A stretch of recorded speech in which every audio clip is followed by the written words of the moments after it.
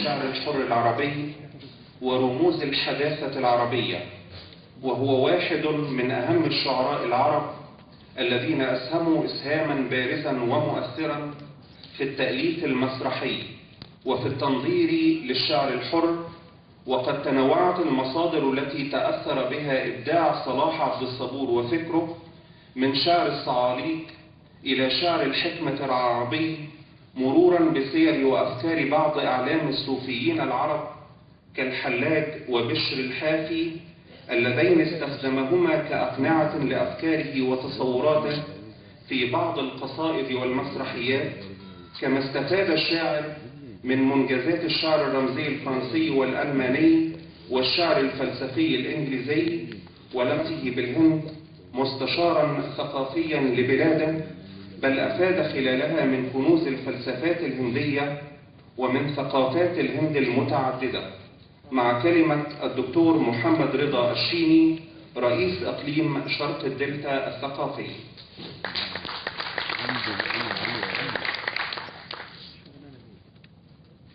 بسم الله الرحمن الرحيم، وبه نستعين. السيد اللواء طارق الحروني، سكرتير عام مساعد محافظة الشرقية بالنيابة، نائب رئيس هيئة الثقافة الأستاذة صبرية محمود، مدير عام الإدارة العامة للثقافة العامة بالهيئة، الإخوة الزملاء، السادة الباحثين، السادة الأساتذة الدكاترة، الإعلاميين، الأدباء، المفكرين، المثقفين، أهلا بكم في هذه الاحتفالية. نحتفي اليوم بعملاق من عمالقة الأدب في الوطن العربي، ليس في مصر فقط ولكن في الوطن العربي. نحتفي بالشاعر وفارس حركة الشعر العربي الحر محمد صلاح عبد الصبور. نحتفي بهذا العملاق وهذا الفارس ابن الشرقية، هذه المحافظة العظيمة التي أنجبت كثيرا من العلماء والوزراء، منها 2 وزراء للثقافة في جمهورية مصر العربية، منها فنانين، منها محمد عبد الوهاب، منها عبد الحليم حافظ، منها أساتذة في الجامعات، منها ممثلين، منها جميع الطوائف العلمية والفنية والأدبية والثقافية. هذه المحافظة محافظة تاريخية منذ مصر القديمة، وترجع عظمتها إلى نشأتها القديمة. فكانت هذه الحضارة التي قامت عليها الحضارة المصرية هي مصدر لإشعاع ومصدر تخريج نوابغ الفكر والثقافة والفن والسياسة من الشرقية. تحية تقدير هذه المحافظة.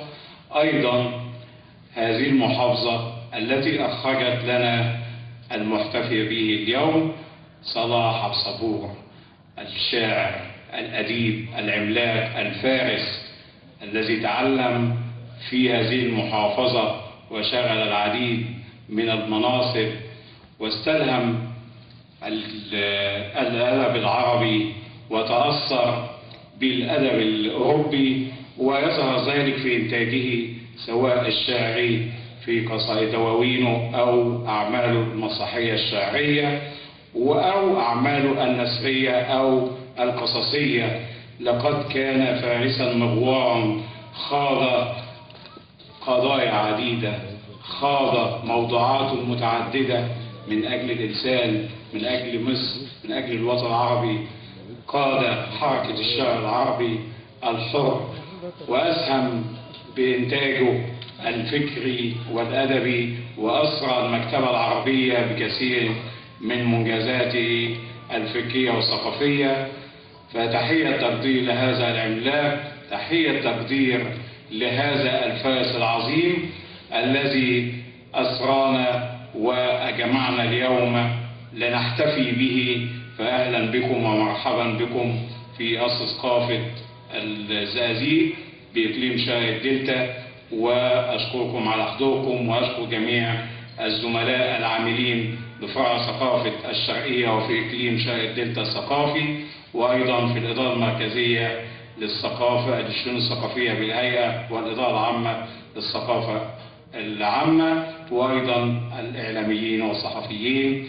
تحية تقدير، أتمنى لكم التوفيق في هذه الاحتفالية، والسلام عليكم ورحمة الله وبركاته.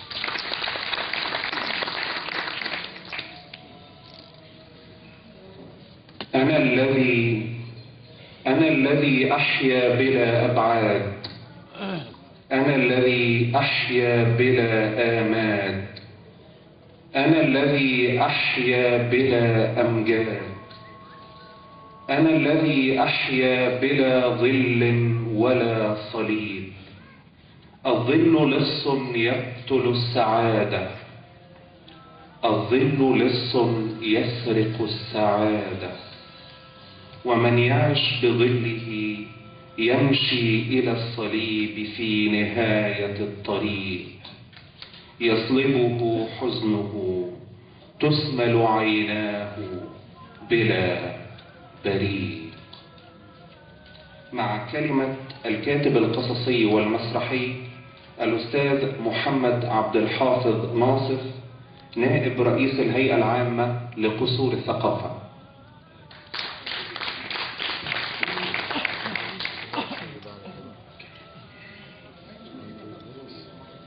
بسم الله الرحمن الرحيم.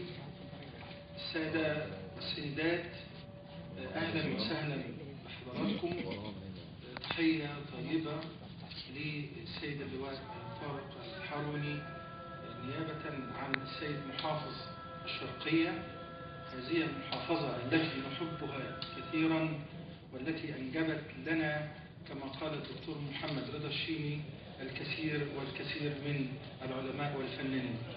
صديقي العزيز الشاعر مسعود شومان، رئيس الهيئة العامة لقصور الثقافة والباحث والمبدع والذي يعلق عليه كثير من الآمال، ونحن معه لنخطو بالهيئة العامة لقصور الثقافة في عهد جديد إلى آفاق أوسع وأرحب.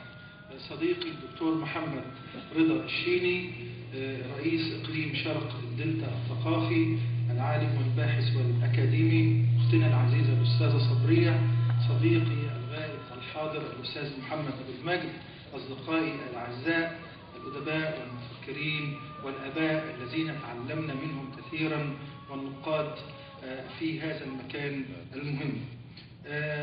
كنا نجلس منذ قليل مع الصديق مسعود شومان لنفكر، لنعيد كل الأحباب إلى جذورهم مرة أخرى، ونقيم مشروعا تتبناه الهيئة بعنوان عطر الأحباب، لنبدأ بتكريم وبحث وفحص وكل القامات الثقافية والفنية في مصر، ونعيدها مرة أخرى إلى نفوس أبنائنا الذين غابت عنهم لبعض الوقت، ونقول لهم أن هذه الأسماء البراقة هي من بلادكم، التي هي أيضا من كل بلادنا، والتي هي أيضا من كل مصر والعالم العربي.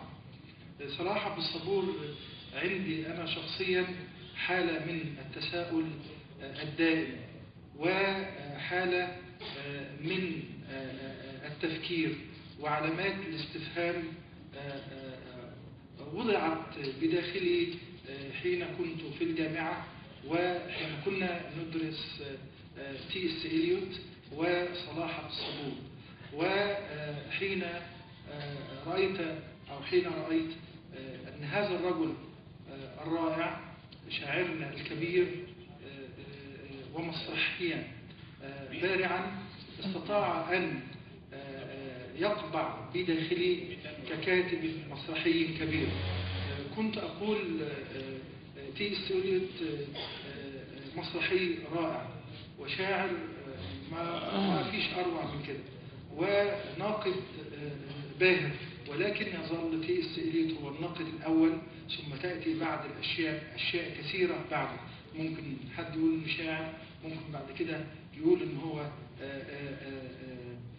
كاتب مسرحي، رغم أن مسرحياته مثلا زي مسرحية ميردر إن ذا كاثيدرال واحدة من المسرحيات التي ألقت ظلالا مهمة على أعمال شاعرنا الكبير صلاح عبد الصبور. فرأيت مأساة الحلاج ورأيت ميردر عند كسيدرا، ويظل السؤال بداخلي لهذين الشاعرين المسرحيين الناقدين إلى الآن: أيهما يبقى من الإنسان رغم تعدد ما يكتبه؟ صلاح عبد الصبور كتب الشعر وكتب المسرح وكتب النقد وكتب القصة كما رأينا في الفيلم منذ قليل، ولكنه يبقى بداخلي كاتبا مسرحيا عملاقا لا أستطيع أن أبدأ في أي عمل مسرحي قبل أن أقرأ الأعمال الكاملة لصلاح عبد الصبور.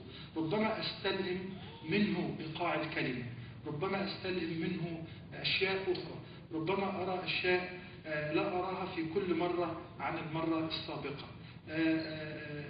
أزعم أنني استفدت منه، وأنني أحيانا أقول لنفسي أن هذا الشاعر الكبير أفادني إفادة ضخمة، ربما أكثر من الذين درستهم باللغة الإنجليزية في التخصص. استفدت منه في مسرحية لي اسمها الفلنكات، حين أخذت شخصية من شخصياته وهي شخصية الراكب، وبدأت أنسج عليها العرض المسرحي أو النص المسرحي. حين تكور راكب صلاح عبد الصبور بدأت أنا من هذه اللحظة لأنتج نصا آخر بعنوان الفلنكات. صلاح عبد الصبور في داخلي من أهم كتاب المسرح على الإطلاق، دين له ودين بالفضل الآخرين. سعيد جدا بهذه الاحتفالية، وأشكر كل الأساتذة الذين جهزوا لها، ولا أنسى صديقي العزيز الأستاذ محمد مرعي مدير عام فرع ثقافة الشرقية والثقافة العامة في الشرقية، وشكرت من قبل صديقي الدكتور محمد رضا الشيني. أتمنى أن يكون هذا اللقاء وهذا المؤتمر في الحقيقة وهذه الاحتفالية احتفالية بحثية تليق باسم هذا الرائع الكبير. شكرا.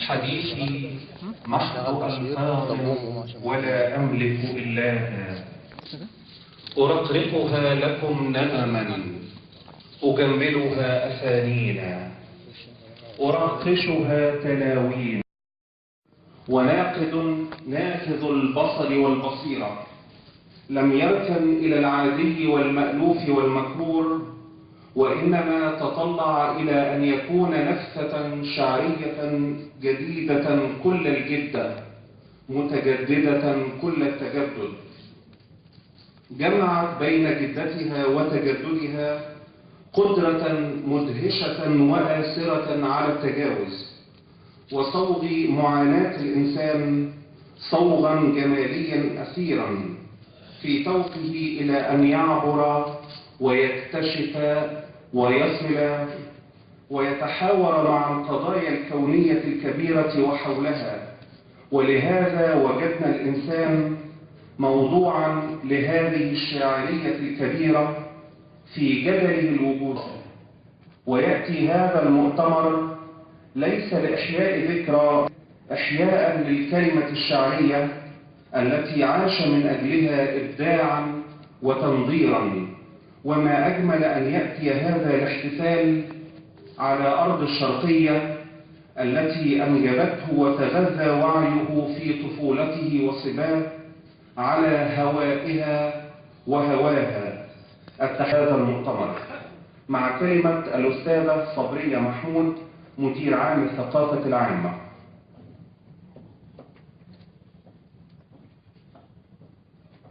السيد اللواء طارق حامد مدير عام المحافظة.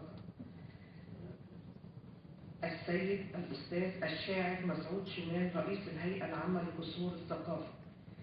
السيد الأستاذ محمد ذلك العاشق الفذ، هذا أنا أتأمل في صورة حملت وجهه شارة للبقاء، وأكثو على ركبتي قليلا لأخلع وجهي الذي غيرته المنافي، وقلبي الذي شرعته المعابر والحافلات بوجه الأفق.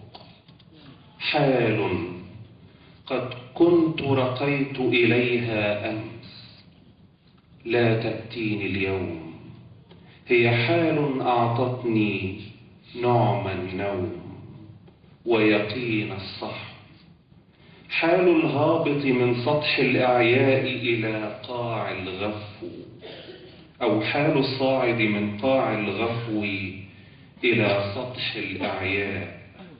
لم أسمع فيها الأصداء لكن الأصداء استمعتني، لم ألمس فيها الأشياء لكن الأشياء لمستني واعتصرتني، حتى أصبحت هواء يتسرب في المحو. مع كلمة الشاعر والناقد والباحث الأدبي الأستاذ مسعود شومان، رئيس الهيئة العامة لقصور الثقافة. بسم الله الرحمن الرحيم.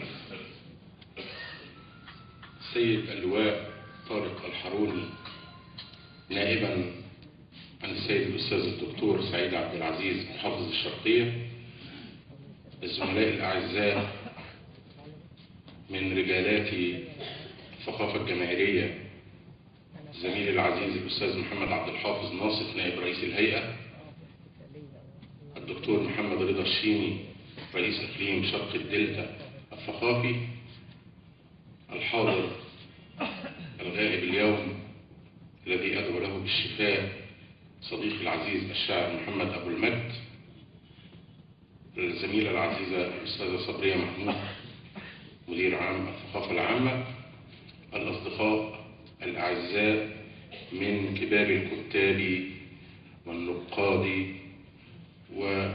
والإعلاميين والمثقفين من أنحاء مصر ومن هذه المحافظة المضيافة العزيزة محافظة الشرقية، صباح الخير عليكم جميعا. في البداية أود أن أقدم اعتذارا واجبا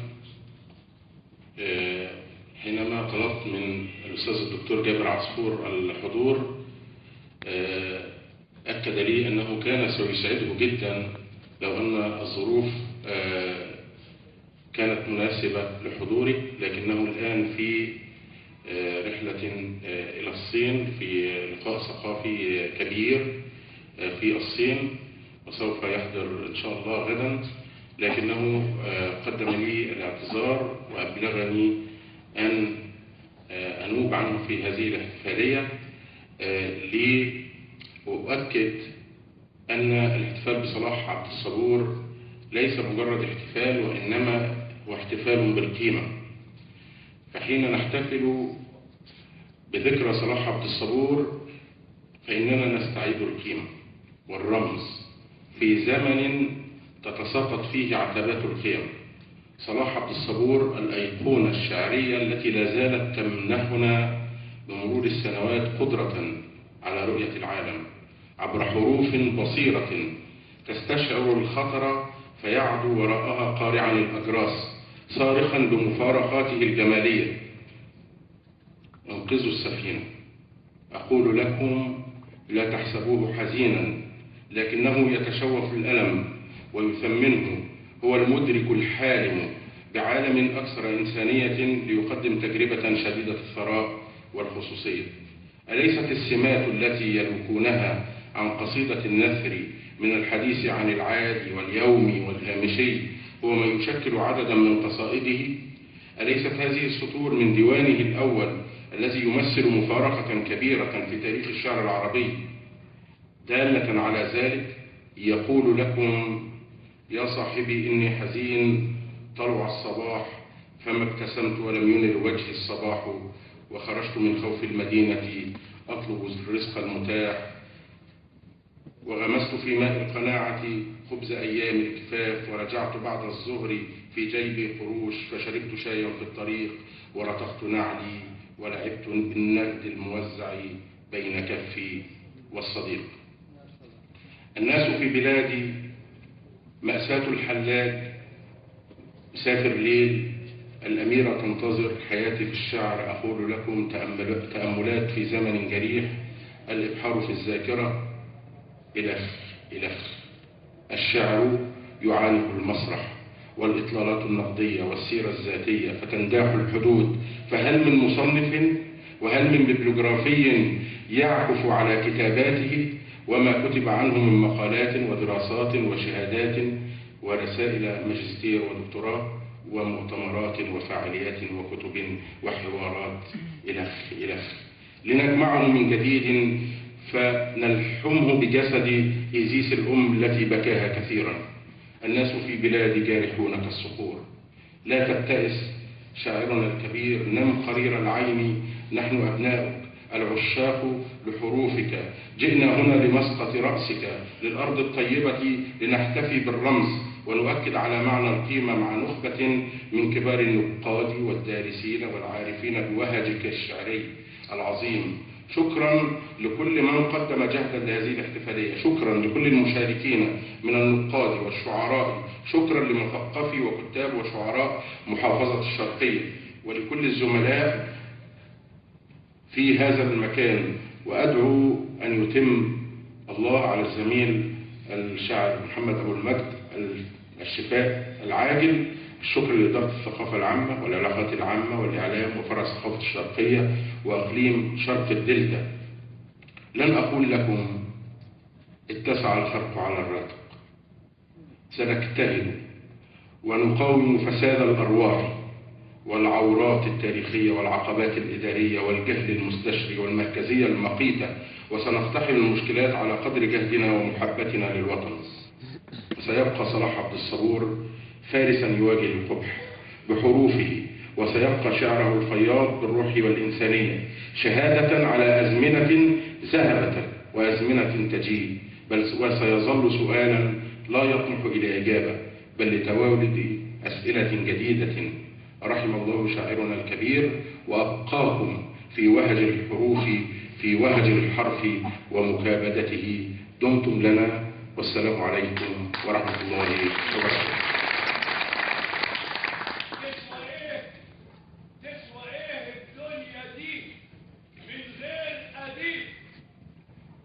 تسوى ايه الدنيا دي من غير أديب؟ الأديب في قلوبنا ساكن مش غريب، كلمته وبسمة عيونه للوطن بلسم أمان أغلى منه، ما نلاقيش حد زيه، لا مفيش يا صلاح. اليوم ده عيدك واللقا اسمه ونصيب.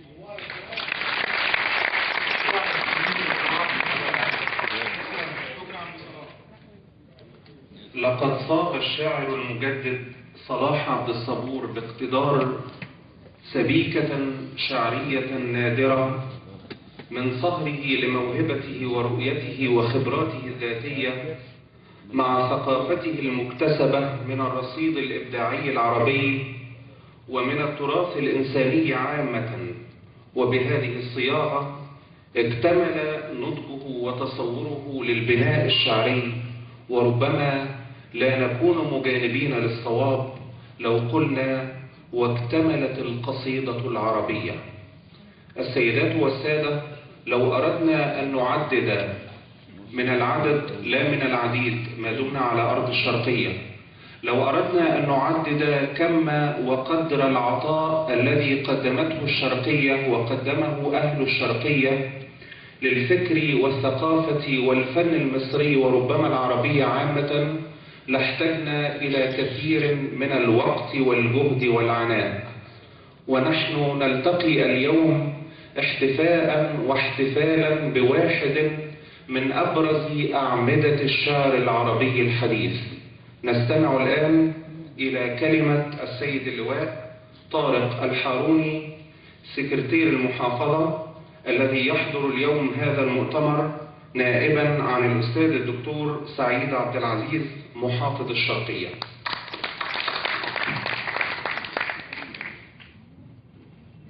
بسم الله الرحمن الرحيم، والصلاة والسلام على أشرف المرسلين سيدنا محمد عبده ورسوله. السادة الحضور، يسعدني أرحب بالمنصة الكريمة وعلى رأسها الشاعر الكبير مسعود شومان رئيس الهيئة العامة لقصور الثقافة، وببلغ تحياتي وتحيات معالي الوزير المحافظ واعتذار كبير لكل الحضور نظرا للظروف بتاعت التربية والتعليم اللي احنا شايفينها قدام المحافظة دي. هو ده العائق اللي منع معالي الوزير انه يحضر، بس يعني انا مش لاقي كلام يعني كنت بفتكر نفسي في الياسوف، فاتضح ان انا قاعد في وسط حاره سد في الكلام هتكلم اقول ايه. فانا ما بقولش غير الترحيب وبشكر الساده الحضور على تشريفهم لينا النهارده لحضور احتفاليه الفنان والشاعر الكبير صلاح عبد الصبور، اللي عايز اقول ان احنا عندنا هنا في محافظه الشرقيه يعني حاجه كانت جميله انا بقولها مسعود بيه، اننا فوجئنا في احد الزيارات بكم كبير من فناني وشعراء وموهوبين مصر من محافظه الشرقيه، وده شرف كبير لينا كلنا، كل اللي قاعدين هنا شرف كبير ليهم. اكثر من 300 شخصيه ساكنه يعني حاجه جميله. ما هو من كتره مش هنقدر عشان ما نتحسدش، بس احنا بنقول من دون اعدام يعني عشان برضه الكلام ما يطلعش بره. فاحنا شرف كبير لينا ان احنا يكون عندنا نبغه مصر وشعراء مصر، واجمل ما في اللي سمعته النهارده. انا ما كنتش غاوي شعر يعني لغايه لقطه، لغايه يعني احنا ظباط بنبقى شغلنا مركز مع التدريب والاسلحه والكلام ده. لما خرجت اشتغلت رئيس مدينه في هنا، وبعدين كان اول لقاء اول اهتمام حضرت مع يمكن كنت بقول له شباب ايه مع الاستاذ يسري حسان. ف يعني زي ما بقول انا لغاوي، فجت كلمه كده فهمتها فعقبت عليها في احد الساده الصحفيين راح منزلها في الاهرام، رئيس مدينه ينتقد مش عارف ايه. انا مش منتقد، انا ما كانش نقد يعني، احنا كنا يعني بنقل وجهه نظر وهي جت زي ما بنقول.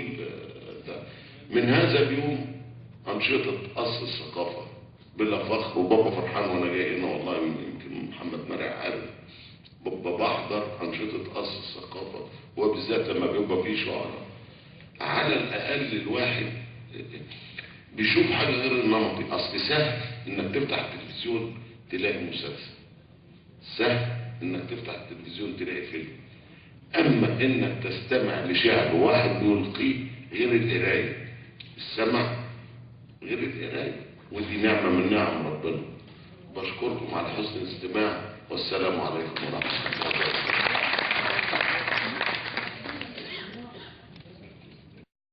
من أجلها هدمت ما بنيت، من أجلها صلبت، وحينما علقت كان البرد والظلمة والرعد ترجني خوفا، وحينما ناديته لم يستجب، عرفت أنني ضيعت ما أضعت.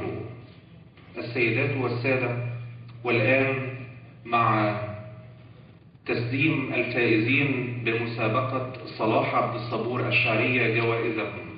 هذه المسابقة التي أقيمت تحت اسم الشاعر الكبير الراحل صلاح عبد الصبور، فاز فيها 5 من أبناء الشرقية ممن يرسمون بقصائدهم الأولى التي تقدموا بها لهذه المسابقة مستقبلا واعدا إن شاء الله. وأعتقد الحركة الأدبية والساحة الأدبية والثقافية بالتأكيد تنتظر منهم الكثير. يتفضل الآن السيد اللواء طارق الحاروني سكرتير المحافظة، والشاعر والناقد الأستاذ مسعود شومان رئيس هيئة قصور الثقافة، والكاتب والناقد الأستاذ محمد عبد الحافظ ناصف نائب رئيس الهيئة، والدكتور محمد رضا الشيني رئيس إقليم شرق الدلتا الثقافي، والأستاذة صبرية محمود مدير عام الثقافة العامة، بتسليم الجوائز للفائزين. الفائز الخامس في هذه المسابقة محمد عبد القادر السيد عن قصيدته يعاتبني أخلاني.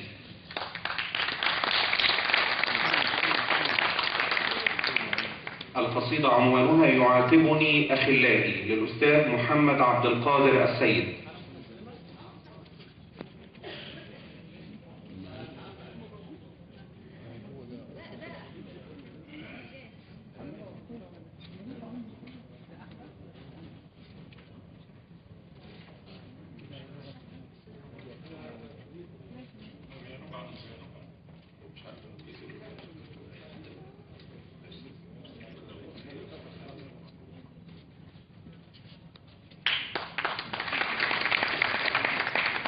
الفائز بالمركز الرابع حازم عبد الكريم عن قصيدته ميلاد.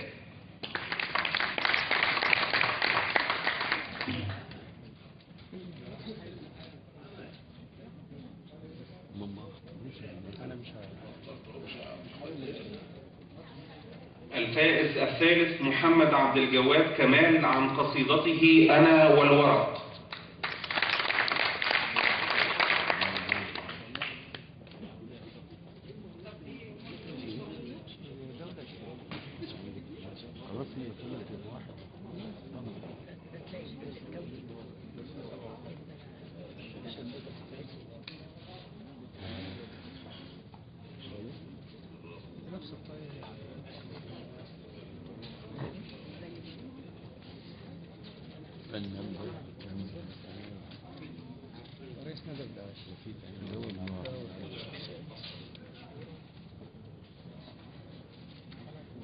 الفائز الثاني ضياء فريد عن قصيدته انظر لعلك لا ترى.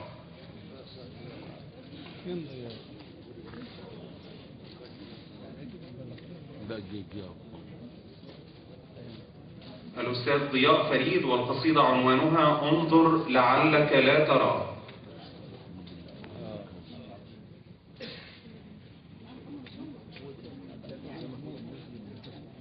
الفائز الأول الأستاذ محمد فتحي الجبري عن قصيدته إيمان.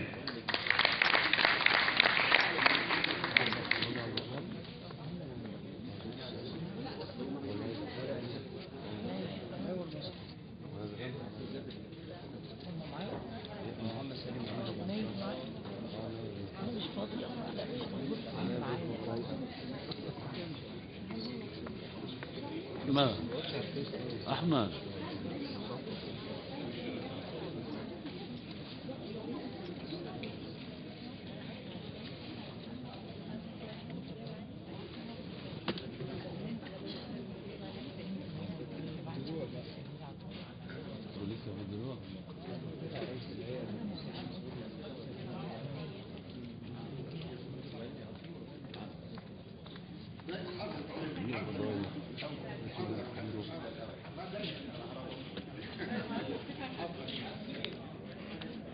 تبادل للدروع كتعبير عن هذا التعاون المثمر المشترك ما بين محافظة الشرقية والهيئة العامة لقصور الثقافة. يتفضل السيد اللواء طارق الحاروني سكرتير محافظة الشرقية نائبا عن السيد محافظ الشرقية الأستاذ الدكتور سعيد عبد العزيز بتسليم درع المحافظة للشاعر والباحث الأستاذ مسعود شومان رئيس الهيئة العامة لقصور الثقافة.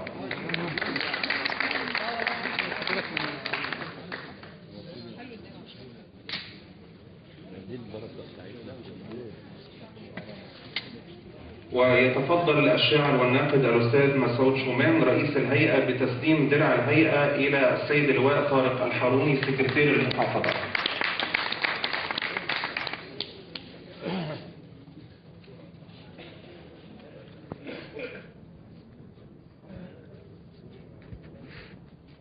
الآن ايه الحلاوة دي؟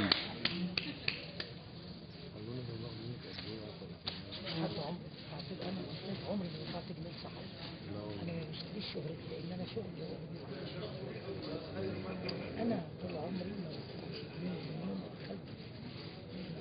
سياسة أنا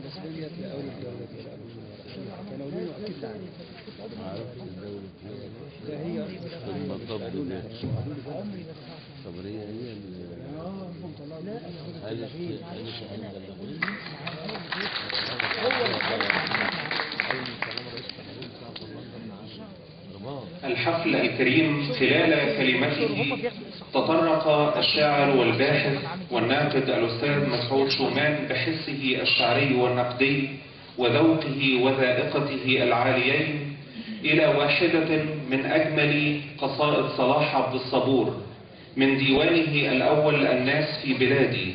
هذا الديوان الذي يمكن اعتباره أول ديوان لصلاح عبد الصبور من جانب، وأول ديوان في شعر التفعيلة أو الشعر الحر أو الشعر الحديث من جانب آخر.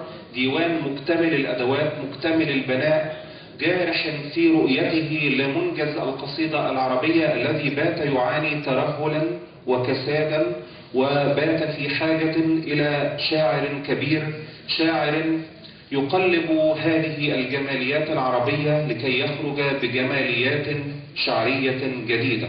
أستأذنكم وأستأذن بالطبع الأستاذ مسعود شومان الذي أمتعنا بهذه القصيدة ومقطع من هذه القصيدة أن ألتقط نفس المقطع من نفس القصيدة ربما لأجمل به صوتي. يا صاحبي إني حزين، طلع الصباح فما ابتسمت ولم ينر وجه الصباح، وخرجت من جوف المدينة أطلب الرزق المتاح، وغمست في ماء القناعة خبز أيام الكفاف، ورجعت بعد الظهر في جيبي قروش، فشربت شايا في الطريق ورتقت نعلي، ولعبت بالنرد الموزع بين كفي والصديق. قل ساعة أو ساعتين، قل 10 أو 10، وضحكت من أسطورة حمقاء رددها الصديق، ودموعي شحاذ صفيق. شكرا لكم، مع كل الأمنيات الطيبة بقضاء وقت طيب مع جلسات هذا المؤتمر، والسلام عليكم ورحمة الله وبركاته.